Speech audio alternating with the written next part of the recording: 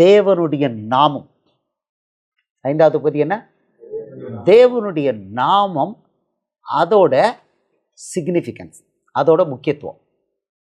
Clear? இப்போ 5வது பகுதி அவங்க யெகோவாங்கிற நாமம் தேவனுடைய நாமம் எடுத்து போய்கிட்டு இருக்காங்க. இப்போ நம்ம ஃபண்டமெண்டல் ஒன்று பார்க்க போகிறோம். தேவனுடைய நாமமும் அந்த நாமத்துக்குள்ள வல்லமையும். புதிய உடன்படிக்கையில், பழைய உடன்படிக்கையில் என்ன இருந்ததுன்னு நம்ம பார்த்துட்டோம், என்ன இல்லைன்னு பார்த்துட்டோம். இப்போ தேவனுடைய நாமமும் அதுக்குள்ள வல்லமைகள். தேவனுடைய நாமம் பழைய ஏற்பாட்டில் நீங்கள் பார்த்தீங்க, ஆபிரகாம், ஈசாக்கு, யாக்கோபின் தேவன். இந்த நாமத்துக்கு மட்டும் ஒரே ஒரு வல்லமை வெளிப்பட்டதை நம்ம பார்த்துட்டோம். 1 ராஜாக்கள் 18வது அதிகாரம் 36, 37, 38 படித்தோம். வேற எங்கேயும் தேவனுடைய நாமத்தை சொல்லி பண்ணலை. இன்னொரு இடத்துல கர்த்தருடைய நாமத்தில் சொன்னான்னு சொல்லியிருக்கு.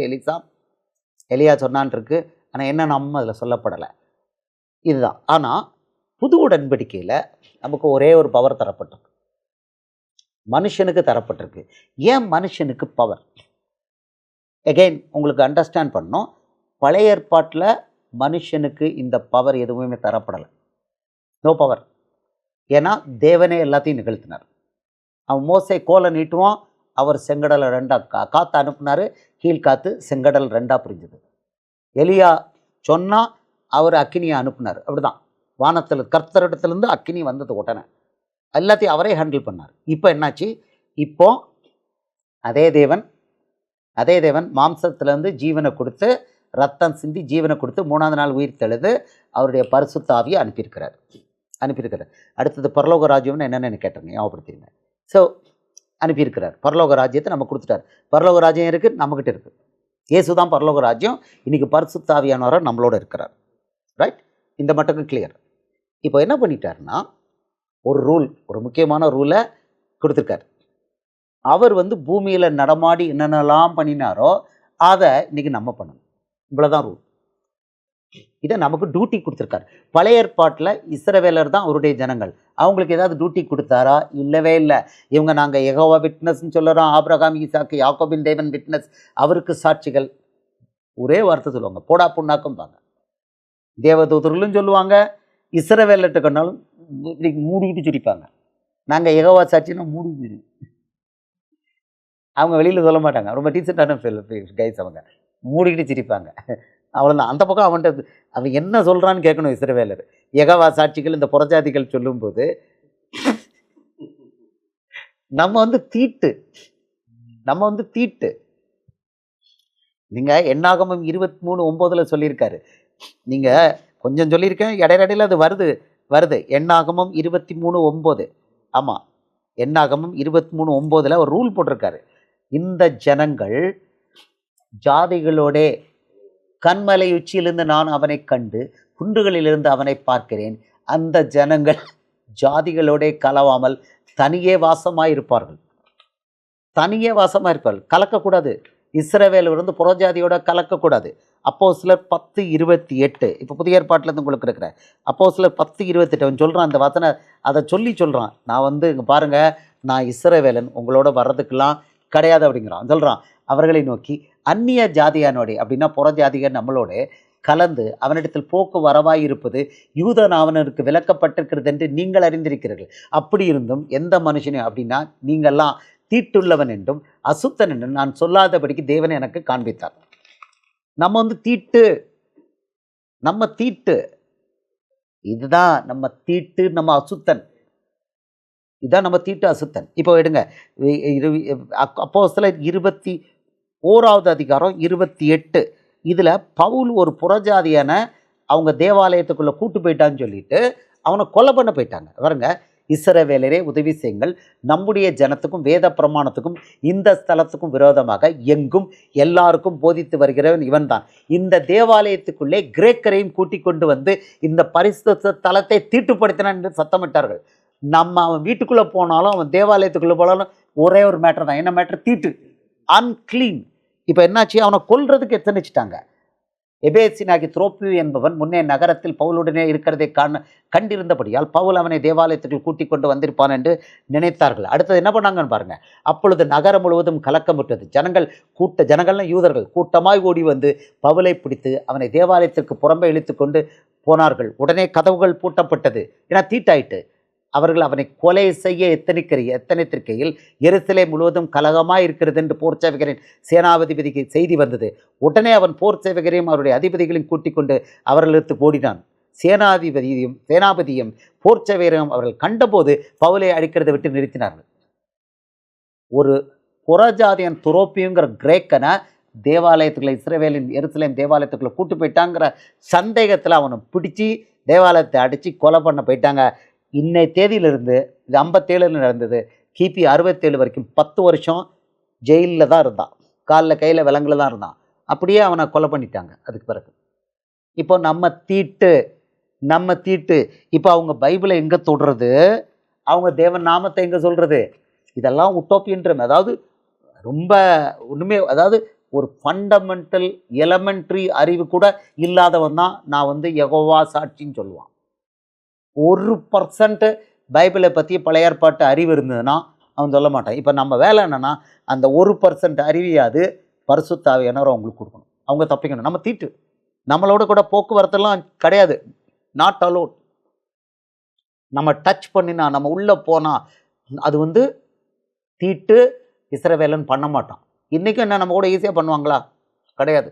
இன்றைக்கும் அவன் நியாயப்பிரமாணத்தை பின்பற்ற நம்ம கூட வரமாட்டான். நம்ம கூட இப்போ நீங்கள் அமெரிக்காலாம் போனீங்க, மிங்கலாக மாட்டான். இவர் இருக்கிறாரு, இவர் போயிருக்காரு, அமெரிக்காவில் இருந்துட்டு வந்திருக்காரு. இப்போ நிறைய யூதர்களை பார்த்துருக்காரு. இன்னைக்கு அவன் ஜெபாலயம் இன்றைக்கி வச்சுருக்கான். விடுவானா நம்மளை? உள்ள விட்டவே மாட்டான் நம்மளை. இன்றைக்கும் அவன் அதில் தான் இருக்கிறான். இவங்க போய் நாங்கள் அந்த தேவனுக்கு சாட்சிகள் நாங்கன்னா, ஒரே வார்த்தை அவன்கிட்ட இஸ்ரவேல்கிட்ட போய் கேட்கணும்ப்பா, இந்த மாதிரி ஒரு கூட்டம் நியூயார்க்கில் வச்சுருக்காங்கப்பா, ஜெகவாஸ் விட்னஸ். வாட் அப்படிமா? ஜெகவாஸ் விட்னஸா? அவனுக்கு எல்லாம் தெரியும். ஏன்னா நியூயார்க்கில் அவன் பெரிய நம்பரில் இருக்கான், தெரியும். இதெல்லாம் கொஞ்சம் ப்ராப்ளம் உள்ளது, நமக்கு ஒன்றும் வேண்டாம், நம்ம கொஞ்சம் வியாபாரம்லாம், கேமரா வியாபாரம்லாம் இவன்கிட்ட நடக்கு ஒன்றும் சொல்ல வேண்டாம். அவன் டீசெண்டாக விலைக்கு போயிடுவான். ஆனால் உள்ளுக்குள்ள அவன் என்ன சொல்லலான்னு கேட்டிங்கன்னா, அவங்கள பார்த்து நல்லா சிரிப்பான். இவன் யெகோவா ஈரே எபினேசன் பாட்டு பாடினா, வாட் அப்படிமா? எபினேசர் எவன்? என்னடா எங்கள் தெய்வனை நீங்கள் கூப்பிடுறீங்கடா அப்படின்னா. அந்த தெய்வன் நமக்கு கிடையவே கிடையாது.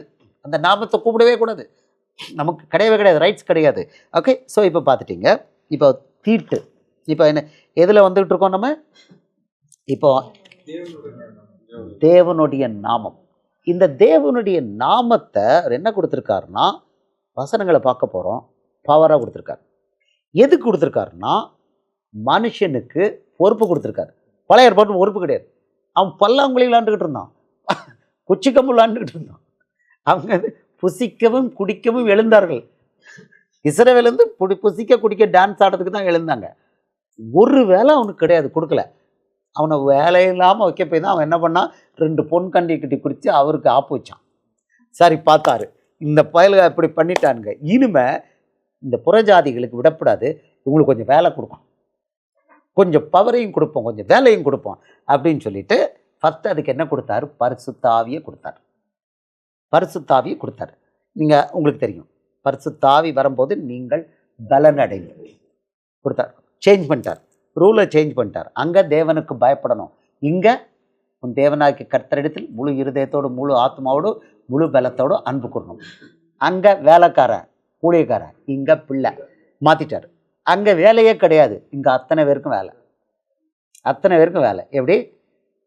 அத்தனை பேருக்கும் வேலை. அங்கே பவரே கிடையாது, இங்கே அத்தனை பேருக்கும் பவர். என்ன பவர்?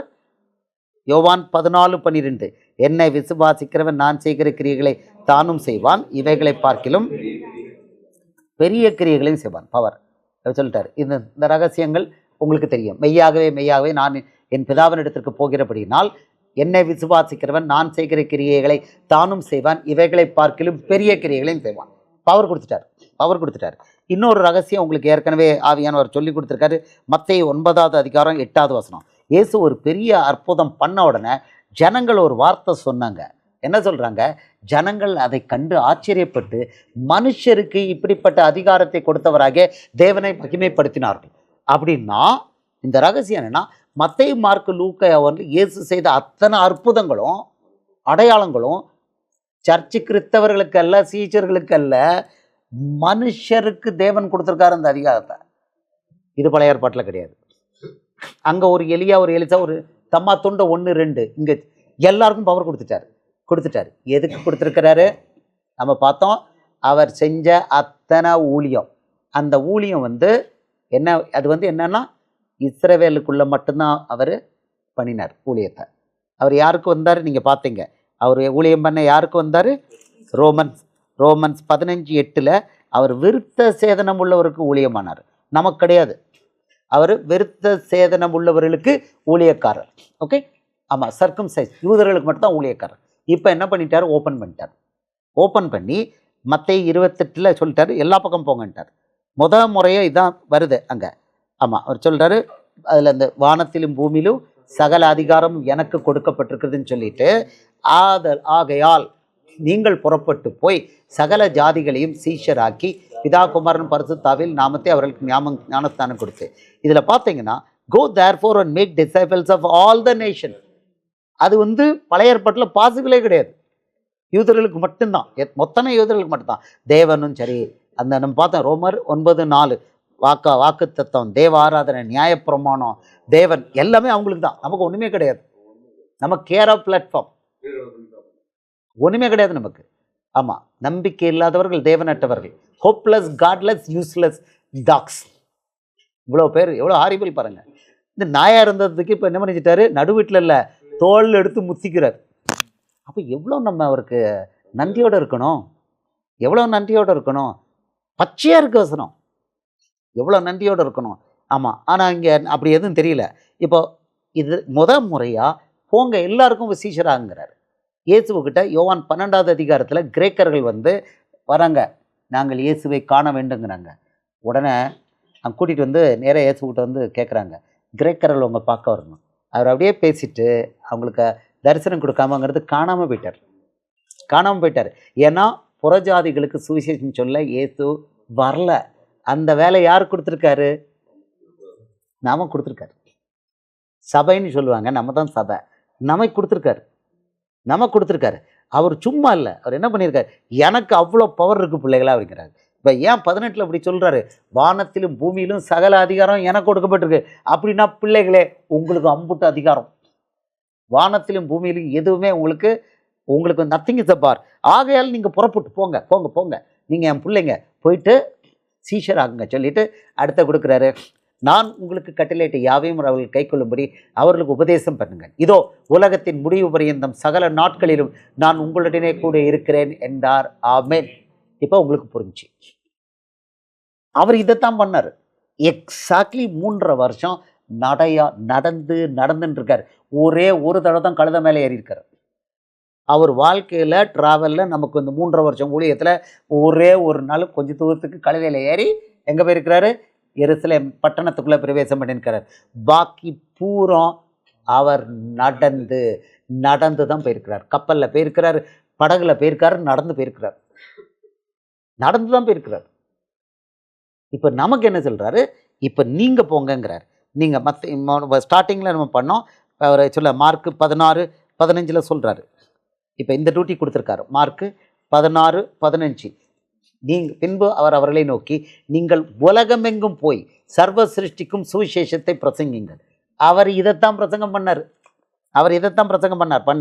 மத்தேயு 4:23 அதை இதை பிள்ளைகளுக்கு கொடுத்துருக்காரு. ஒன்றும் வித்தியாசமாக இல்லை, அவர் கொடுத்துருக்கிறாரு. பின்பு இயேசு கலிலே எங்கும் சுற்றி நடந்து அவருடைய ஜெபாலயங்களில் உபதேசித்து ராஜ்யத்தின் சுவிசேஷத்தை பிரசங்கித்து ஜனங்களுக்கு உண்டாயிருந்த சகல வியாதிகளையும் சகல நோய்களையும் நீக்கி சொஸ்தமாக்கினார். இப்போ மத்தேயு 9:35 பார்த்தீங்கன்னா அதே தான், இதைத்தான் கம்ப்ளீட்டாக அவர் பண்ணிக்கிட்டு இருந்தார். ஆமாம், இதை தான் இப்போ நம்மளை பண்ண சொல்கிறார். பின்பு இயேசு சகல பட்டணங்களையும் கிராமங்களையும் சுற்றி நடந்து ஜெப ஆலயங்களில் உபதேசித்து ராஜ்யத்தின் சுவிசேஷத்தை பிரசங்கித்து ஜனங்களுக்கு உண்டாயிருந்த சகல வியாதிகளையும் சகல நோய்களையும் நீக்கி அவர்களை சொஸ்தமாக்கினார். ஃபுல்லாக பிரசங்கம் பண்ணார். தேவாலயத்துக்குள்ளே போனார். லூக்கா 20வது அதிகாரம் 1வது வசனம். தேவாலயத்துக்குள்ளேயும் போய், இது வந்து எங்கேயுமே கேள்விப்படாதது, ஆனால் அவர் அங்கே பண்ணார். அந்நாட்களில் ஒன்றில் அவர் தேவாலயத்தில் ஜனங்களுக்கு உபதேசித்து சுவிசேஷத்தை பிரசங்கித்த போது, தேவாலயத்தில் என்ன பண்ணார்? சுவிசேஷத்தை பிரசங்கம் பண்ணார். குருடர்கள்லாம் வந்து சப்பானிகள் வந்து சொத்தப்படுத்தினார். அடுத்தது பிரசங்கம் பண்ணிட்டு சொத்தப்படுத்தினார். சுவிசேஷத்தை எங்கே பிரசங்கம் பண்ணியிருக்கிறாரு? தேவாலயத்துக்குள்ள. இவர் பண்ணுவார்னு மல்கியா 3:1-2 இருக்குது. வந்து பிரசங்கம் பண்ணுவாருன்னு இருக்கு. சுவிசேஷத்தை புது பைபிள் அங்கே கொடுப்பாரு. சுவிசேஷத்தை பிரசங்கம் பண்ணார். அப்போ இதைத்தான் அவர் பிள்ளைகள் செய்யணும்னு சொல்லியிருக்காரு. ஓகே, சுவிசேஷத்தை பிரசங்கம் பண்ணணும், ஜனங்களுக்கு இருந்த எல்லா நோய்களை நீக்கி பிசாசுகளை விரட்டி கட்டுகளை உடைக்கணும். அவர் செஞ்ச அதே வேலையை அவருடைய பிள்ளைகளாகி நம்ம பண்ணணும் சொல்லியிருக்காரு. எது வரைக்கும் பண்ணணும், எதுக்காக பண்ணணும் கொடுத்துருக்காரு. மத்தேயு 24:14 சொல்லியிருக்கிறாரு. எது வரைக்கும் பண்ணணும், எதற்காக பண்ணணும்னு இருக்கிறாரு. ராஜ்யத்தினுடைய இந்த சுவிசேஷம் பூலோகம் எங்கும் உள்ள சகல ஜாதிகளுக்கும் சாட்சியாக பிரசங்கிக்கப்படும், அப்போது முடிவு வரும். இப்போது சகல ஜாதின்னா ஜென்டைல்ஸுக்கு ஃபுல்லாக இயேசுவோட சுவிசேஷம். யெகோவா தேவன் அல்ல, பழைய ஏற்பாடு அல்ல, சங்கீத நீதிமொழிகள் அல்ல, இயேசுவுடைய சுவிசேஷம் ராஜ்யத்தின் உபதேசம் பிரசங்கிக்கப்படும். சாட்சியாகன்னா அற்புதங்கள் அடையாளங்களோட பிரசங்கிக்கப்படும், அப்போது முடிவு வரும். அப்போ தான் என்ன பண்ணுவார், இஸ்ரவேலருக்கு கதவை திறந்து ரோமர் 11ஆவது அதிகாரம் தீர்க்க தரிசனம் நிறைவேறும். அவங்க இயேசுவை ஏற்றுக்கொள்வாங்க, 2 பேருக்கும் ஒரு புதிய கிருபை இருக்கும், உலகத்தை அவர் க்ளோஸ் பண்ணிடுவார். இதுதான் எப்படி உலகம் எப்படி முடியுது. லூக்கா 17:28 சொல்கிறார், உலகம் எப்படி முடிவுக்கு வரும். அவர் சொல்கிறாரு, இந்த உலகம் ரொம்ப நாள் அப்படின்ட்டு இருக்காங்க. லூக்கா 17:28 ஏசப்பா சொல்லியிருக்காரு, லோத்தினுடைய நாட்களில் நடந்தது போலவும் நடக்கும். ஜனங்கள் புசித்தார்கள், குடித்தார்கள், கொண்டார்கள், விற்றார்கள், நட்டார்கள், கட்டினார்கள். லோத்து சோதமை விட்டு புறப்பட்ட நாளிலே வானத்திலிருந்து அக்கினியும் கந்தகம் வருஷித்து எல்லாரையும் அழித்து போட்டது. அப்படியே மனுஷகுமாரன் வெளிப்படும் நாளிலும் அப்படியே நடக்கும். மொத்த உலகம் காலியாயிடும். லோத்து சோதம் குமார பட்டணம் முழுசா பயிர், ஜனங்கள், ஆட்கள் எல்லாரும் அழிஞ்சு போனாங்க. ஆதியாம் 19 இருக்கு, எல்லாம் அழிச்சாச்சு. அப்படியே நடக்கும் இருக்காரு. அப்போ இயேசுவோட வருகன்னா அப்படியே அக்கினினால பூமி சுட்டரிக்கப்படும், குடிகளோட சுட்டரிக்கப்படும். இதான் இந்த முடிவுக்கு வர்றதுக்கு முன்னால ராஜ்யத்தின் சுவிசேஷம் மத்தேயு, மார்க்கு, லூக்கா, யோவான்ல இயேசு கொடுத்துருக்கிற அந்த சுவிசேஷம் பூலோகம் எங்கும் உள்ள ஜனங்களுக்கு, சகல ஜனங்களுக்கும், புறஜாதி ஜனங்களுக்கு சாட்சியாக அறிவிக்கப்படும். அந்த டியூட்டி யார் கொடுத்துருக்காரு? தேவதூதர்களுக்கு கொடுக்கல, நமக்கு கொடுத்துருக்காரு. அப்போ நமக்கு அதை கொடுக்கும்போது அவர் என்ன பவரை யூஸ் பண்ணாரோ அதே பவரை நமக்கு டிரான்ஸ்ஃபர் பண்ணியிருக்காரு. Nothing more nothing less. அப்படியே கொடுத்துருக்காரு, அந்த பவரை கொடுத்துருக்காரு. சொல்லிட்டாரு, நீ பூலோகத்திலே கட்டு. மத்தேயு 18:18. இது வரைக்கும் அவங்க பார்க்கல, ஜெகவா விட்னஸ்காரங்க பார்க்கலன்னா அவங்களுக்கு இதை பார்த்துப்பாங்க. நமக்கு இது எப்போதுமே தெரியும். பூலோகத்திலே நீங்கள் எவைகளை கட்டுவீர்களோ அவைகள் பரலோகத்திலும் கட்டப்பட்டிருக்கும், பூலோகத்திலே நீங்கள் எவைகளை கட்ட வைப்பீர்களோ அவைகள் பரலோகத்திலும் கட்ட வைக்கப்பட்டிருக்கும் என்று மெய்யாகவே உங்களுக்கு சொல்கிறேன் என்றார். இதுக்கு அர்த்தம் என்னன்னா, மத்தேயு 16:19 இதுக்கு பேர் பரலோக ராஜ்யத்தின் திறவுகோள்கள்ங்கிறார். இதெல்லாம் நமக்கு தலப்பாடமாக தெரியுது. ஆனால் யெகோவா விட்னஸ்களுக்கு அவங்களுக்கு இது தெரியட்டும். அவர் சொல்கிறாரு, பரலோக ராஜ்யத்தின் திறவுகோள்களை நான் உனக்கு தருவேன். பூலோகத்திலே நீ கட்டுகிறது எதுவோ அது பரலோகத்திலும் கட்டப்பட்டிருக்கும், பூலோகத்திலே நீ கட்டவிழ்ப்பது எதுவோ அது பரலோகத்திலும் கட்டவிழ்க்கப்பட்டிருக்கும் என்றார். ஆமென் சொல்லுவோமா? இது மட்டுமா கொடுத்தாரு? அவர் சொல்கிறாரு, லூக்கா 10:19 அதிகாரம் கொடுத்தாரு. இது அவ்வளவு. லூக்கா 10:19 இதோ சர்ப்பங்களையும் தேள்களை மிதிக்கவும் சத்ருவுடைய சகல வல்லமை மேற்கொள்ளும் உங்களுக்கு அதிகாரம் கொடுக்கிறேன், ஒன்று உங்களை சேதப்படுத்த மாட்டாது. நீங்கள் பேயை போட்டு மிதிக்கலாம், ஆனால் அந்த பேய் உங்களை ஒன்றுமே பண்ண முடியாதுன்னு கொடுத்துட்டேன். ஆமென். இவ்வளோ ஒரு பெரிய பவரை கொடுத்துருக்கார். இதுக்கு எல்லாத்துக்கும் அண்டர்லைனில் ஒன்றே ஒன்று தான் கொடுத்துருக்காரு, இயேசுவின் நாமம். இயேசுவின் நாமம் சொல்றதுக்கு பேர் தேவனுடைய நாமம். இதான் தேவனுடைய நாமம். இந்த தேவனுடைய நாமம், இப்போ இயேசுங்கிற நாமம் யாருடைய நாமம்? நம்ம மறுபடியும் ஒருத்தர் ரிக்காப் பண்ணுவோம். யோவான், இந்த நாமம் தான் அதுக்கு பவர். அதாவது இவ்வளோ வேலை பண்ணி ராஜ்யத்தினுடைய இந்த சுவிசேஷம் பூலோகம் எங்கும் உள்ள சகல ஜாதிகளுக்கு சாட்சியாக பிரசங்கிக்கப்படும். பிசாசு சப்டியூ ஆவான், புறஜாதிகள் நிறைவு உண்டாகும், எல்லாம் நடக்கும், அறுவடை நடக்கும், எல்லாம் இருக்கும். அதை யார் பண்ண போகிறா? பிள்ளைகள் பண்ண போகிறாங்க, சாதாரண ஜனங்கள் பண்ண போகிறாங்க. அவங்களுக்கு அவர் முழு பரலோக வல்லமையை கொடுத்துருக்காரு. இந்த வசனங்களை நம்ம பார்த்தோம். அத்தாரிட்டி இதுதான் அப்போஸ்தலர் நீங்கள் இதில் பார்த்தோம், ஆக்ட்ஸ் 1:8 பார்த்தோம். அதுக்கு ஃபஸ்ட்டு பவர் என்ன கொடுத்துருக்காரு? பரிசுத்த ஆவி கொடுத்துட்டாரு. பரிசுத்த ஆவி உங்களிடத்தில் வரும்போது நீங்கள் பலனடைந்து, but you shall receive power when the Holy Spirit has come upon you. தான் பவர். ஸோ ஒருத்தன் இந்த வியாதியை குணப்படுத்தணும், பேய் ஓட்டணும், பரலோக வல்லமை யூஸ் பண்ணணும்னா அவனுக்குள்ளே என்ன கிடைக்குது? ஃபஸ்ட்டு என்ன கொடுக்குறாரு? பரிசுத்த ஆவி. இந்த பரிசுத்த ஆவி எப்போ வருது? அப்போஸ்தலர் 2:38 சொல்கிறாரு. 2:38 சொல்றார், பரிசுத்த ஆவி உங்களிடத்தில் வரும்போது நீங்கள் பலனடைந்து எருசலேமிலும் யூதாவிலும் சமாரியாவிலும் பூமியின் கடைசி பரியந்தமும் எனக்கு சாட்சிகளாய் இருப்பீர்கள், எனக்கு சாட்சிகளாய் இருப்பீர்கள் அப்படின்னு சொல்லி கொடுத்துட்டார். இந்த பரிசுத்த ஆவியை கொடுப்பது யார்? இப்போ அடுத்தது, இந்த பரிசுத்த ஆவியை கொடுப்பது யார்? பரிசுத்த ஆவியை இயேசு தான் கொடுக்குறார். ஆமாம், அவர் யோவானை வச்சு சொல்கிறாரு, அவர் பரிசுத்த ஆவியினாலும் அக்கினினாலும் உங்களுக்கு என்ன கொடுப்பாரு? ஞானஸ்நானம் கொடுப்பார். அப்போஸ்தலர் 2:38 முதல்ல நம்ம பார்த்துப்போம். அப்போஸ்தலர் 2:38 எடுத்தேன், அதை ஃபஸ்ட்டு பார்த்துருவோம். உங்களுக்கு எப்போ பரிசுத்த ஆவியான ஒரு உள்ள வாராரு, அவர் சொல்கிறாரு, பேதுரு அவர்களை நோக்கி, நீங்கள் மனம் திரும்பி ஒவ்வொருவரும் பாவ மன்னிப்புக்கென்று இயேசு கிறிஸ்துவின் நாமத்திலே ஞானஸ்தானம் பெற்றுக்கொள்ளுங்கள், அப்பொழுது பரிசுத்தாவின் வரத்தை பெறுவீர்கள். ஸோ இயேசுவின் நாமத்தில் ஞானஸ்நானம் எடுக்கணும், அப்போ பரிசுத்தாவின் வரம் நமக்கு கிடைக்குதுன்னுருக்காரு. இந்த பரிசுத்தாவியை கொடுக்கறது இயேசு தான் அப்படிங்கிறது நமக்கு நிறைய வசனங்கள் மூலம் இருக்குது. மத்தேயு 3:11, மத்தேயு 3:11, மார்க்கு 1:8, மத்தேயு 3:11 எடுக்கிறேன்.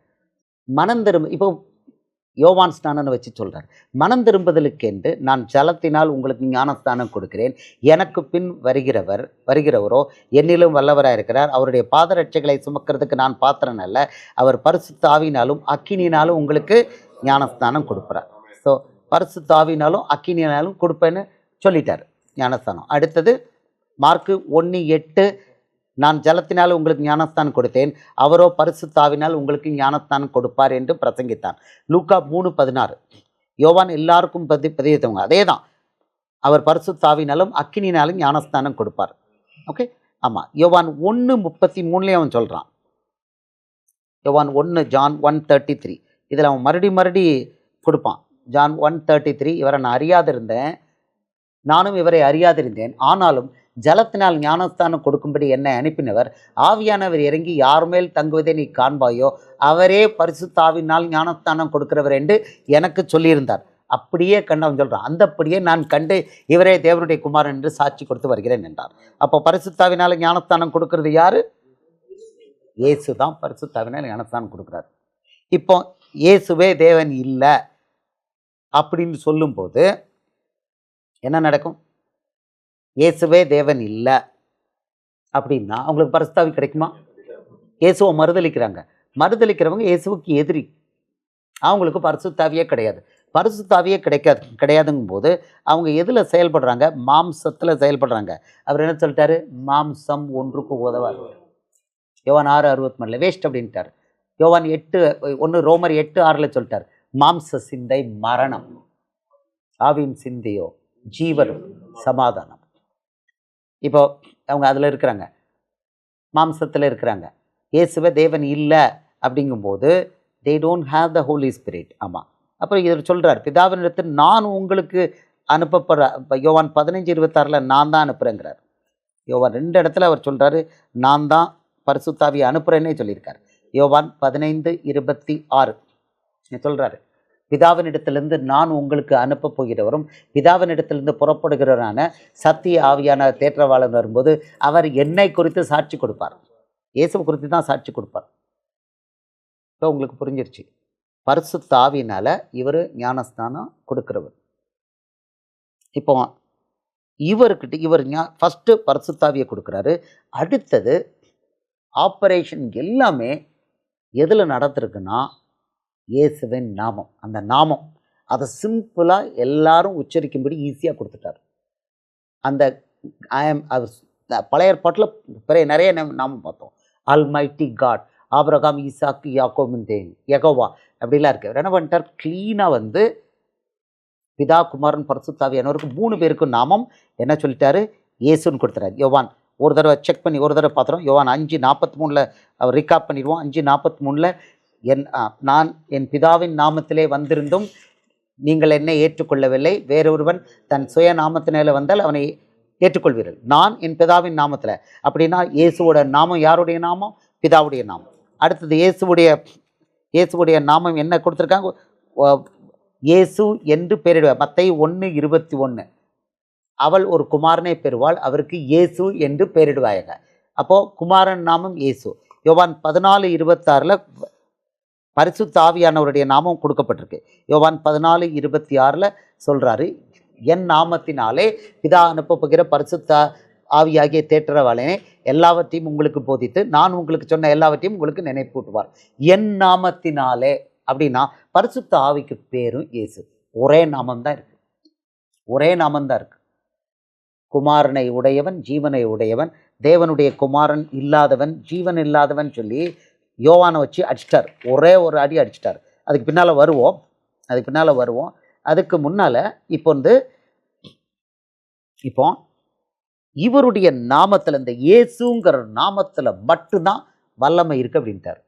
வரிசையாக வசனங்கள் நம்ம குயிக்காக 1 by 1 நம்ம பார்ப்போம். அந்த வசனங்களை அவருடைய நாமத்தில் இருக்கிற பவர் என்ன அப்படிங்கிறத வசனத்தை குயிக்காக பார்த்துருவோம். ஓகே, எடுத்துக்கலாம். இப்போது இதில் மன்னிச்சுக்கோங்க, ஒரு சின்ன சின்ன டைட்டிலாக வரும், பட் குயிக்காக இருக்கலாம்.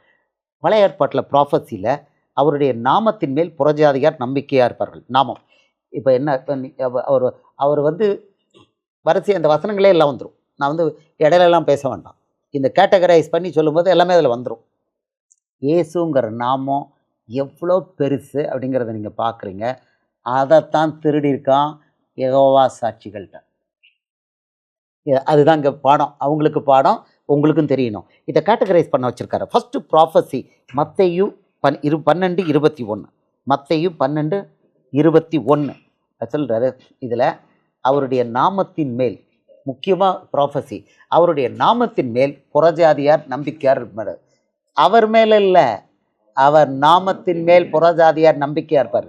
உங்களுக்கே தெரியும், யோவான் 1:12 அவர் நாமத்தின் மேல் விசுவாசமாக இருந்து, நாமத்தின் மேல் ஸ்பெசிஃபிக்காக நாமத்தின் மேல் ஏன் இவ்வளோ எழுதி வச்சுருக்காங்க இங்கே? இது எதுவுமே அங்கே கிடையாது பழைய ஏற்பாட்டில்.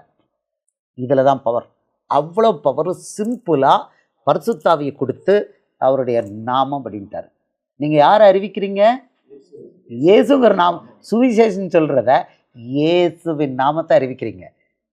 அவர் சொல்கிறாரு அப்போஸ்தலர் 9:15 அவனை என் நாமத்தை அறிவிக்கிறதுக்காக, புறஜாதிகள் ராஜாக்கள் மத்தியில் அறிவிக்கிறதுக்காக, என் நாமத்தை அறிவிக்கிறதுக்காக தெரிந்தெடுத்த பாத்திரம். அந்த வசனம் வரும் பின்னால். இப்போ ப்ராஃபஸி இதுதான். ப்ராஃபஸி இது பழைய ஏற்பாட்டில் இருக்குது. அதையெல்லாம் சொல்லிவிட்டு அவருடைய நாமத்தின்மே புறஜாதியார் நம்பிக்கையாக இருப்பார் என்பதையும் சொல்லி தீர்க்க தரிசனம் நிறைவேற்றுன்னு சொல்கிறாங்க. ஆனால் இது நடந்தது சப்சிக்வெண்ட்டாக தான் நடந்தது. ஆமாம், இது வசனம். ஃபஸ்ட்டு இது ப்ராஃபஸி. ரெண்டாவது,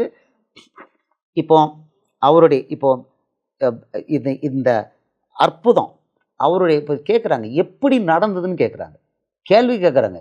எந்த நாமத்தினால இதை செஞ்சீங்கன்னு கேட்குறாங்க. இப்போ கேள்வி, இது ரகசியம் எழுதப்பட்டிருக்கு. அப்போஸ்தலர் 4:7 எந்த நாமத்தில் பண்ணீங்க? இதை ஃபஸ்ட்டே இனிஷியேட் பண்ணுறேன், ஏன்னா இது உங்களுக்கு தெரியணும் எப்படி எல்லாமே ஆரம்பிச்சிருக்கு. பிசாசு காமிச்சு கொடுக்குது. இவன் முடவனை எழுப்பிட்டாங்க. வெள்ளியும் பொண்ணும் என்கிட்ட இல்லை, எழுந்து நடந்துட்டாங்க. அவன் முடவனை எந்திரிச்சு நடந்துட்டான். இவங்க என்ன கேள்வி கேட்டாங்க தெரியுமா? அந்த பரிசேயர் சதுசேயர் லீடர்லாம் கேட்குறாங்க. அவர்களை நடுவே நிறுத்தி, நீங்கள் எந்த வல்லமையினாலே எந்த நாமத்தினாலே இதை செய்தீர்கள் என்று கேட்டார்கள். இப்போ புரியுதா? இனிஷியேட் பண்ணுறோம். ஃபஸ்ட்டு ப்ராஃபஸி, அடுத்தது ஸ்ட்ரைட் இந்த வசனம். எந்த நாமத்தில் இதை பண்ணீங்க? எந்த வல்லமையினால், எந்த நாமத்தில் இதை பண்ணீங்க அப்படின்னு கேட்குறாங்க. இவங்க அதுக்கு பதில் கொடுக்குறாங்க. அது குயிக்காக நம்ம பார்க்கலாமே, கொஞ்சம் நேரம் ஆனாலும் இன்ட்ரெஸ்ட்டாக இருக்கும். அவங்க சொல்கிறாங்க, அப்பொழுது பேதுரு பரிசுத்த ஆவியினாலே நிறைந்து அவர்களை நோக்கி, ஜனத்தின் அதிகாரிகளே, இஸ்ரவேலின் மூப்பர்களே, பிணியாய இருந்த இந்த மனுஷனுக்கு செய்யப்பட்ட உபகாரத்தை குறித்து எதனாலே இவன் ஆரோக்கியமானான் என்று நீங்கள் இன்று எங்களிடத்தில் விசாரித்து கேட்டால், உங்களால் சிலுவையில் அறையப்பட்டவரும் தேவனால் மரித்தோரிலிருந்து எழுப்பப்பட்டவருமாயிருக்கிற நாசரேயனாகிய இயேசு கிறிஸ்துவின் நாமத்தினாலே இவன் உங்களுக்கு முன்பாக சொத்தமாய் நிற்கிறான் என்று உங்கள் எல்லாருக்கும், இஸ்ரவேல் ஜனங்கள் எல்லாருக்கும் தெரிந்திருக்க கடவுது. ஆமென் சொல்லுவோமா? என்ன சாட்சி பாருங்க. படிக்காதாளு, இவன் படிக்காதாளு. நாசரேயனாகிய இயேசு கிறிஸ்துவின் நாமத்திலே. அடுத்தது, வீடு கட்டுகிறவர்களாகிய உங்களால் அற்பமாய் எண்ணப்பட்ட அவரை மூளைக்கு தலைக்கல்லானார். அவரால் ஏன்றி வேறொரு ஆளும் ரட்சிப்பு இல்லை. நாம் ரட்சிக்கப்படுவதற்கு வானத்தின் கீழெங்கும் மனுஷருக்குள்ளே அவருடைய நாமமே அல்லாமல் வேறொரு நாமம் கட்டளையிடப்படவும் இல்லை என்றான். ஆமென். வியாதி குணமாறது மட்டும் இல்லை, ரட்சிப்புக்கும் அவருடைய நாமம், அவர் இப்போ யோவான் 1:12 படித்து பாருங்க. அவருடைய நாமத்தின் மேல் விசுவாசம் உள்ளவர்களாகி அவரை ஏற்றுக்கொண்டவர்கள் எத்தனை பேர்களோ அத்தனை பேரும் தேவனுடைய பிள்ளைகளாகும்படி அவர்களுக்கு அதிகாரம் கொடுத்தார். ரட்சிக்கப்படுறதுக்கு இயேசுவுடைய நாமம் போட்டாங்க ஃபாஸ்ட்டு. இப்போ உங்களுக்கு ஆயிடுச்சு, கிளீன் ஆயிடுச்சு. இப்போ அடுத்தது ஒரு ஒரு டிஸ்பியூட் வருது. இதே அப்போஸ்தலரில் ஒரு டிஸ்பியூட் வருது. இதுக்கு அடுத்தது நான் கொஞ்சம் தள்ளி அப்போஸ்தலர் 4:5 நடந்த ஈவெண்ட்டை இன்னும் கொஞ்சம் அப்புறம் போடுறேன். அப்ரோப்ரியேட் கான்டெக்ஸ்டில் பிசாசு எப்படி பேதலிச்சு போனாங்கிறத காமிக்கிறேன். இது வந்து பார்ட் 1 தான். இயேசுவோட நாமத்தினால பிசாசு எப்படி பேதலிச்சு போனாங்கிறது அப்போஸ்தலர் 4:5 பின்னால் வருது. அதுக்குள்ளே ஒன்று இது ஒரு டிஸ்பியூட் வருது. அப்போஸ்தலர் 18வது அதிகாரம் 15வது வசனம். அதாவது தேவனுடைய நாமம், இயேசுங்கிற நாமம் எவ்வளோ முக்கியம் அப்படிங்கிறத நீங்கள் பார்க்கலாம். இதெல்லாம் இருக்குது. இது சொற்களுக்கும் நாமங்களுக்கும் உங்கள் வேதத்துக்கும் அடுத்த தர்க்கமானபடியினாலே இப்படிப்பட்டவைகளை குறித்து விசாரணை செய்ய எனக்கு மனதில்லை என்று நீங்களே பார்த்து கொள்ளுங்கள் என்று சொல்லி அந்த நியாயாதிபதினா அவர்களை நியாயாசனத்திலிருந்து துரத்தி விட்டான். அவன் சொல்கிறான், அவனுக்கிட்ட வந்தவனை டிஸ்பியூட்டில் சொல்கிறான், எப்பா பவுலை கொண்டு நிறுத்திருக்கீங்க, ஆட்களை கொண்டு நிறுத்திருக்கீங்க, இது சொற்களுக்கும் நாமங்களுக்கும் உங்கள் வேதத்துக்கு அடுத்த தர்க்கம், நாமத்துக்கு அடுத்த தர்க்கம். நேம் தேவனுடைய நாமம் பழைய ஏற்பாட்டில் அவருக்கு முக்கியமாக இருந்தது. இப்போ தேவனுடைய நாமம் யாருக்கு முக்கியமாக இருக்குன்னா அவருடைய ராஜ்யத்துக்கு முக்கியமாக இருக்கு. அவருடைய kingdom is based on his name. The kingdom of heaven is based on the name of God and the name of God is Jesus. தேவனுடைய நாமம் இயேசு. அந்த இயேசுங்கிற நாமம் தான் மொத்தம் பரலோக ராஜ்யத்துக்கு தூண். சிங்கிள் தூணாக இருக்குது. அந்த சிங்கிள் தூண் தான் பவர் கொடுக்குது. அந்த பவரை இன்னைக்கு யார் இழந்து நிற்கிறா? பழைய ஏற்பாட்டு நாமத்தை சொல்கிற எல்லா கர்த்தர்னு சொல்கிற அவ்வளோ கட்டட சபைக்காரங்க அடுத்தது யெகோவா சாட்சிகள் இழந்து நிற்கிறாங்க. ஓப்பனாக இழந்திருக்கான், அவன் மறைமுகமாக இழந்திருக்கிறான். இயேசுங்கிற நாமம் தான். எனக்கு நாமத்துக்கேற்ற தர்க்கம் சொல்லி விரட்டி அடிச்சிட்டான். இதில் நீங்களே பார்த்துக்கோங்க நாமம். ஓகே, இதாகிடுச்சு. அடுத்தது பரலோகம், நித்திய ஜீவன், பரிசுத்தாவி. 3வது பாயிண்ட். பரலோகம், நித்திய ஜீவன், பரிசுத்தாவிக்கு இயேசுவோட நாமம் தான் தேவை. இப்போ உங்களுக்கு எல்லாருக்கும் தெரியும், யோவான் 1:12 அவருடைய நாமத்தின் மேல் விசுவாசம் உள்ளவர்களாய், இது பரலோகம் நித்திய ஜீவனுக்கு, அவருடைய நாமத்தின் மேல் விசுவாசம் உள்ளவர்களாய் அவரை ஏற்றுக்கொண்டவர்கள் எத்தனை பேர்களோ அத்தனை பேர்களும் தேவனுடைய பிள்ளைகளாகும்படி அவர்களுக்கு அதிகாரம் கொடுத்தார். அகைன் நாமம் இது யோவான் 2:23. இப்போ பஸ்கா பண்டிகையில் அவர் அற்புதம் பண்ணுறாரு. உடனே அவர் மேலே விசுவாசம் வச்சாங்கன்னு இல்லை, அவர் நாமத்தில், அவர் சீஷர்கள் அவருடைய நாமத்தின் மேல் விசுவாசம் வைத்தார்கள். யோவான் 2:23. பஸ்கா பண்டிகையிலே அவர் எருசலேமில் இருக்கையில் அவர் செய்த அற்புதங்களை அநேகர் கண்டு அவருடைய நாமத்தில் விசுவாசம் வைத்தார்கள். இது யெகோவா சாட்சிகளுக்கு மாத்திரம் அல்ல, இயேசுவோட சாட்சிகளுக்கும் இந்த கிளாரிட்டி வேணும். திஸ் கிளாரிட்டி இஸ் நீடட் உங்களுக்கு. ஸோ அவங்களுக்கு மட்டும் டீச்சிங் இல்லை, நமக்கும். இந்த வசனங்கள்லாம் கோடிஃபை ஆவியானவர் இது போட்டு டைட்டில் போட்டு கடகடன் டைட்டில் போட்டு கோடிஃபை பண்ணி கொடுக்குறாரு. இவனு நான் ப்ரிப்பேர் பண்ணிக்கிட்டு இருக்கேன்னு நினச்சிக்கிட்டு இருக்காங்க. யோவான் 3:18 அவரை விசுவாசிக்கிறவன் ஆக்கினைக்குள்ளாக. யோவான் 3:18 அவரை விசுவாசிக்கிறவன் ஆக்கினைக்குள்ளாக தீர்க்கப்படான். விசுவாசியாதவனோ தேவனுடைய ஒரே பேரான குமாரனுடைய நாமத்தில் விசுவாசம் உள்ளவனாய் இராதபடினால் அவன் ஆக்கினைக்கு தீர்ப்பு உட்பட்டாயிட்டு. எதன் மேலே? தேவனுடைய ஒரே பேரான குமாரனுடைய நாமத்தில் விசுவாசம் உள்ளவனாய் இராதபடினால் அவன் ஆக்கினை தீர்ப்பு உட்பட்டாயிட்டு. யெகோவா சாட்சிகளுடைய நிலை என்னன்னு பாருங்க. இப்போ அவங்க எந்த நாமத்தின் மேலே விசுவாசம் இல்லை? அவங்க யார் மேலே விசுவாசமா? யெகோவாங்கிற நாமத்தின் மேலே விசுவாசமா இருக்காங்க. இந்த வசனத்தின்படி இது இயேசு வாய்த்திறந்து சொன்னது. நாங்கள் இயேசுவை விசுவாசிக்கிறோன்னு சொல்ல முடியுமா? அவங்க நாங்கள் கிறிஸ்தவர்கள்னு சொல்ல முடியுமா? அங்கே இருக்குது கிறிஸ்தவன்னா இயேசுவோட குமாரன் நாமத்தில், தேவனுடைய குமாரன் நாமத்தில் விசுவாசமாக இருக்கணும். ஆக்கினை தீர்ப்புக்கு அவங்க உட்படுறாங்கன்னு இங்கே இருக்குது. நாமம் அப்போ தேவனுடைய நாமம், இயேசுவுடைய நாமம் எவ்வளோ இம்பார்ட்டன்ட் பாருங்கள், எவ்வளோ இம்பார்ட்டன்ட் பாருங்க. அவரை விசுவாசிக்கிறவன் அப்படின்னா இயேசுவை விசுவாசிக்கிறவன் ஆக்கினைக்குள்ளாக தீர்க்கப்படான். விசுவாசியாதவன் எதை விசுவாசிக்கலையா? விசுவாசியாதவனோ தேவனுடைய ஒரே பேரான குமாரனுடைய நாமத்தில் விசுவாசம் உள்ளவனாக இராதபடியால் அவன் ஆக்கினை தீர்ப்புக்குட்பட்டாயிட்டு. அப்போ அவிசுவாசி அப்படின்னா அர்த்தம் என்ன தெரியுமா? இயேசுவின் நாமத்தில் விசுவாசம் இல்லாதவன். அவன் மேரி மேலே விசுவாசமாக இருக்கான், புனிதர்கள் மேலே விசுவாசமாக இருக்கிறான், அல்லா மேலே, முகமது மேலே விசுவாசமாக இருக்கிறான், இல்லைன்னா அவங்க பாஸ்டர் மேலே விசுவாசமாக இருக்கிறான், சர்ச்சு மேலே விசுவாசமாக இருக்கிறான், இல்லைன்னா யெகோவா மேலே விசுவாசமாக இருக்கிறான். யார் மேலே விசுவாசமாக இல்லை? அவன் என்ன ஆயிட்டு? ஆக்கினை தீர்ப்பு. அப்போ நாமம், இயேசுவுடைய நாமம் எவ்வளோ முக்கியம் பாருங்க. இதை யெகோவா சாட்சிகள் இழந்து நிற்கிறாங்க. அடுத்தது அப்போஸ்தலர் 20 யோவான் 20:31. யோவான் 20:31. இயேசு தேவனுடைய குமாரனாகி கிறிஸ்து என்று நீங்கள் விசுவாசிக்கும்படியாகவும் விசுவாசித்து அவருடைய நாமத்தினாலே நித்திய ஜீவனை அடையும்படியாகவும் இவைகள் எழுதப்பட்டிருக்கு. அவருடைய நாமத்தினால தான் நித்திய ஜீவன். வசனம் சொல்லுது. எப்படி இருக்கு பார்த்தீங்களா? இவ்வளவு ஓப்பனா இருக்குது. அவருடைய நாமத்தினாலே நித்திய ஜீவன் அடையும்படியாகவும் இவை எழுதப்பட்டிருக்கு. ஆமாம், இப்போ நம்ம என்ன செக்ஷன் பார்த்துக்கிட்டு இருக்கோன்னா, பரலோகம், நித்திய ஜீவன், பரிசுத்தாவி. இப்போ யோவான் 14:26, என் நாமத்தினாலே பிதா அனுப்ப போகிற சத்திய ஆவியாகிய தேற்றரவாளனே எல்லாவற்றையும் போதித்து நான் உங்களுக்கு சொன்ன எல்லாவற்றையும் உங்களுக்கு நினைப்பூட்டுவார். இது உங்களுக்கு தெரியும். என் நாமத்தினாலே சத்திய அனுப்ப போகிறார். ஸோ பரிசுத்தாவியும் யார் நாமத்தில் அனுப்பப்படுறாரு? இயேசுவின் நாமத்தில். அடுத்தது லூக்கா 24:47. லூக்கா 24:47. லூக்கா 24:47 சொல்கிறாரு. 47, அன்றியும் மனம் திரும்பலும் பாவ மன்னிப்பும் எருசலேம் துவங்கி சகல தேசத்தார்க்கும் அவருடைய நாமத்தினாலே பிரசங்கிக்கப்பட வேண்டியது. இயேசுவோட நாமத்தில் தான் பிரசங்கிக்கப்படணும். அப்போது சுவிசேஷம் இயேசுவின் நாமத்தில் தான் பிரசங்கிக்கப்படணும். இம்பார்ட்டன்ட் கொடுத்துட்டார். அப்படி இல்லைன்னா அது சுவிசேஷம் இல்லை, ஹாஃப். அது வேலை இல்லை. ஆமாம், ஓகே. யோவான் 15:16. ஆமாம், யோவான் 15:16. ஜான் 15:16 சொல்றாரு, நீங்கள் என்னை தெரிந்து கொள்ளவில்லை, நான் உங்களை தெரிந்து கொண்டேன். நீங்கள் என் நாமத்தினாலே பிதாவை கேட்டுக்கொள்வது எதுவோ அதை அவர் உங்களுக்கு கொடுக்கத்தக்கதாக நீங்கள் போய் கனி கொடுக்கும்படிக்கும் உங்கள் கனி நிலைத்திருக்கும்படி நான் உங்களை ஏற்படுத்தினேன். இது எதுக்கு? பரலோகம், நித்திய ஜீவன், பரிசுத்தாவி, இந்த கேட்டகரியில் என் நாமத்தினாலே அப்படின்ட்டார். இப்போ சொல்லிட்டாரு. அடுத்தது இயேசுவின் நாமத்தில் பாடுகள் உண்டு. யெகோவா தேவன் நாமத்தில் பாடுகள் கிடையாது. பாடுகள் ஒன்றும் கிடையாது. No need to pay any price. பழைய ஏற்பாட்டில் அவங்க யூதனாக இருந்தால் பாடுபடணும்னு கிடையவே கிடையாது. யூதனாக இருந்தால் பாதுகாப்பு, அவனுக்கு பரலோகம், அவனுக்கு ஆசீர்வாதம். ஒன்று செய்யணும், நியாயப்பிரமாணத்தின்படி அவர் வசனத்துக்கு ஜப்தி கீழ்ப்படியணும். ஓய்வு நாளை அனுசரிக்கணும், தசமபாவம் கொடுக்கணும், காணிக்க கொடுக்கணும், பலிகளை செலுத்தணும், பண்டிகைகளை ஆசரிக்கணும். வேறு ஒன்றுமே வேண்டாம்.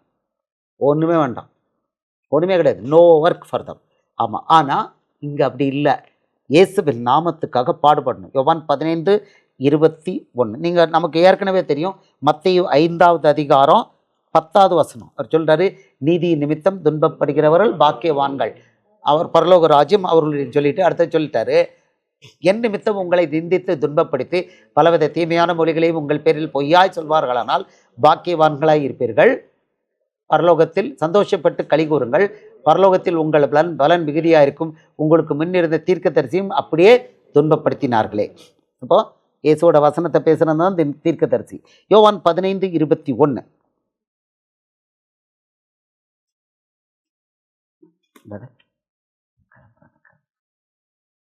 யோவான் 15:21 இப்போ சொல்றாரு. 15:21 சொல்றார், அவர்கள் என்னை அனுப்பினவரை அறியாதபடினால் என் நாமத்து நிமித்தமே இவைகளை எல்லாம் உங்களுக்கு செய்வார்கள். என்ன செய்வாங்கன்னு சொல்லிட்டார். இதுக்கு முந்தின வசனத்தில் இயேசுவின் நாமத்தில் பாடுகள் உண்டு. ஆமாம், லூக்கா 21:17, மத்தேயு 10:22 தெரியும். என் நாமத்தினாலே எல்லாராலும் பகைக்கப்படுவீர்கள் கொடுத்துட்ட. எல்லாராலும் நீங்கள் வந்து போற்றப்படுவீர்கள் கிடையாது. என் நாமத்து நிமித்தம் நீங்கள் எல்லாராலும் பகைக்கப்படுவீர்கள். இது பங்கு. பழைய ஏற்பாட்டில் இது கிடையாது. ஸோ இயேசுவின் நாமத்தில் பவர் மட்டும் கிடையாது, அவர் நாமத்துக்காக பாடுபடுவதும் நமக்கு அருளப்பட்டிருக்கு. ஆமாம், இவர் சொல்கிறாரு. அடுத்தது இப்போ தான் நான் சொல்கிறேன். இதில் அப்போஸ்தலர் 9:16 பவுல் அப்போஸ்தலனை அழைச்சோன்னு சொல்கிறார். அப்போஸ்தலர் 9:16 15 அவர் என்ன சொன்னார்? என் நாமத்தை அறிவிக்கிறதுக்காக அவனை நான் தெரிந்துக்கிட்டேங்கிறார். அதற்கு கர்த்தர், நீ போ, அவன் புறஜாதிகளுக்கும் ராஜாக்களுக்கும் இஸ்ரவேல் புத்தருக்கும் என்னுடைய நாமத்தை அறிவிக்கிறதுக்காக நான் தெரிந்து கொண்ட பாத்திரமாக இருக்கிறான் சொல்லிட்டார். சொல்லிட்டு அடுத்த வசனத்தில் சொல்கிறாரு, அவன் என்னுடைய நாமத்து நிமித்தம் எவ்வளவாய் பாடுபட வேண்டும் என்பதை நான் அவனுக்கு காண்பிப்பேன். அப்போ இயேசுவின் நாமத்து நிமித்தம் என்ன உண்டு? மேண்டேட்ரியாக பாடு உண்டு. உங்களுக்கு எல்லாருக்குமே தெரியுமே, மார்க் 9:49 என்ன சொல்லியிருக்கிறாரு? எந்த பலியும் உப்பினால் உப்பிடப்படுவது போல எந்த மனுஷனும் அக்கினியினால் உப்பிடப்படுவான். இது சொல்லிட்டாரு. எந்த பலியும் உப்பினால் உப்பிடப்படுவது போல எந்த மனுஷனும் அக்கினியினால் உப்பிடப்படுவான் பட்டார். இது புதிய உடன்படிக்கையில் நமக்கு கொடுக்கப்பட்டுள்ள ஆசீர்வாதம். இதுதான். இதை தப்பி போக முடியுமா? கிடையாது. ஆமாம், கிடையாது. அடுத்தது 1 பேதுரு 4:14. 1 பேதுரு 4:14